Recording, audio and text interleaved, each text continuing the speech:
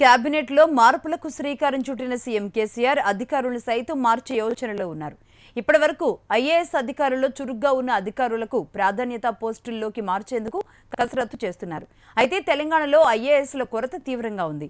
ఉన్నవారిలోనే ఎవరు ఏ పోస్టుకు సమర్థులో వారికే కీలకమైన బాధ్యతలు అప్పగించేందుకు సీఎం రెడీ అవుతున్నారు. ఏడాది తర్వాత తెలంగాణలో మరోసారి భారీగా ఐఏఎస్ల బదిలీలకు రంగం సిద్ధమైంది. కీలక శాఖల్లో భారీ మార్పులకు శ్రీకారం చుట్టనున్నారు సీఎం కేసీఆర్. ప్రస్తుతం ఉన్న సీనియర్ అధికారులు సమర్థుల వేటలో పడ్డారు సీఎం.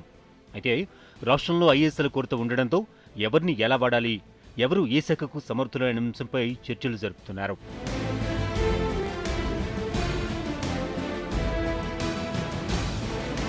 రాష్ట్ర విభజన తర్వాత తెలంగాణకు ఐఏఎస్ అధికారుల కొరత వచ్చి పడింది. వాస్తవానికి తెలంగాణకు 163 మంది ఐఏఎస్లు రావాల్సి ఉన్నా డీబీపూటీ 128 మందిని మాత్రమే ఇచ్చింది. ఉన్న సీనియర్ అధికారుల్లో Pradeep Chandra, Raymond Peter, C S Rajiv Sharma వచ్చే 3 నెలల్లో రిటైర్ కానున్నారు. ఐఏఎస్ల కొరతతో కొందరు అధికారులు 2-3 శాఖలకు కమిషనర్గా, కార్యదర్శిగా బాధ్యతలు నిర్వర్తిస్తున్నారు.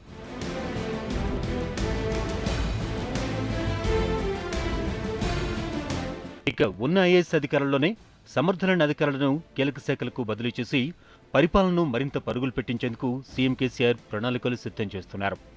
ఇందులో భాగంగా జిల్లా కలెక్టర్లు కూడా బదిలీ అయ్యే ఛాన్స్ ఉందని సెక్రటేరియట్ వర్గాలు చెబుతున్నాయి. దీంతో త్వరలోనే రాష్ట్రంలో భారీగా ఐఏఎస్ల బదిలీలు ఉంటాయని అర్థమవుతోంది. మరోవైపు